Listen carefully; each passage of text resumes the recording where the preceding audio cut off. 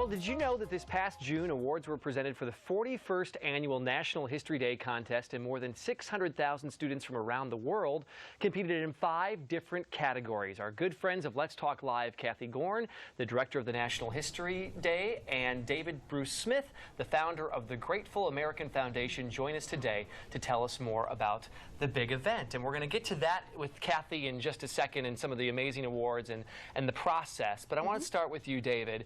And your foundation was all about getting youth interested again in history, and you started this in 2013. What made you say, we've got to do something here? Well, actually, it started because I heard a statistic that bothered me. There's an organization called the American Revolution Center, which is building a museum in Philadelphia dedicated solely to the American Revolution. They did a survey in 2011 which said, the respondents said, 89% said that they believed that the Revolutionary War happened after the Civil War. So there was you recognized a little bit of a disconnect. That there was a problem. Right. And so then you you brought this foundation in, and then how did Cathy become involved where now you guys are working together?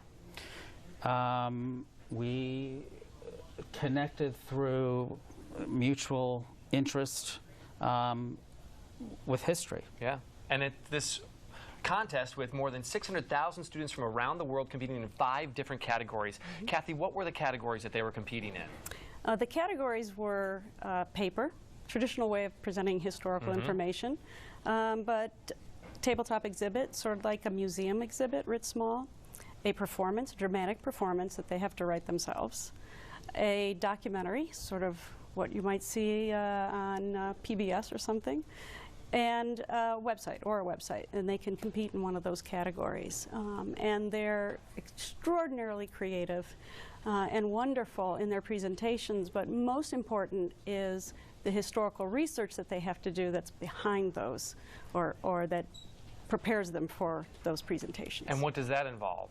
Well, students can choose any topic, and it can be world history, U.S. history, local, state, ancient, as long as they're interested in it. And then they go out and they find resources, primaries and secondary sources, to give them an understanding of that topic and its significance in history.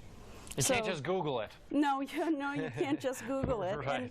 And it's not about memorizing names and dates and then sort of spitting them out when you're asked a question by some judges. It's about critical thinking and research and analysis and writing and presentation. So in the process of learning history, they're also learning these very important 21st century skills that young people need when they end up going on to college or the workforce. David, we were talking about that earlier, about with technology, has it hurt or helped youth learn about history, and what do you think? I think it's probably helped, but the most important thing in getting a grab is the teacher. If the teacher is qualified and presents to the class materials that are exciting, then there's a better chance of the student pursuing it. And I'm talking about not the typical boring textbook. Right. I'm talking about field trips. I'm talking about primary and secondary sources, and or businesses supporting with their dollars. Is that where the field trips event, there aren't as many field trips as there used to be because it costs too much money? Is that the reason that most school districts are in financial straits, and if more businesses, I don't think it's even happening yet, would use their resources towards curriculums, they would be educating their potential employees. That's to their advantage, I think. All right. That's some great stuff. And before we leave, I just wanted to real quickly, I want you to leave me with a little piece of history that I can walk away with this weekend and when I'm out with my friends sound like. Something that you wouldn't know. Well, that I wouldn't know, which is pretty much everything. So. Well, I'm going to relate it to this. All right. Okay, so when this organization started, National History Day started in 1974, there were 129 participants and a handful of teachers. Now it's 30,000 teachers, 600,000 students, and 56 states and territories involved. That's incredible.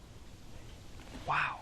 It's really grown. Well, congratulations to both of you. Thank you so much for being with us today on Let's Talk Live. It's been a great pleasure. Thank you. All right, and we'll have more of Let's Talk Live in just a moment.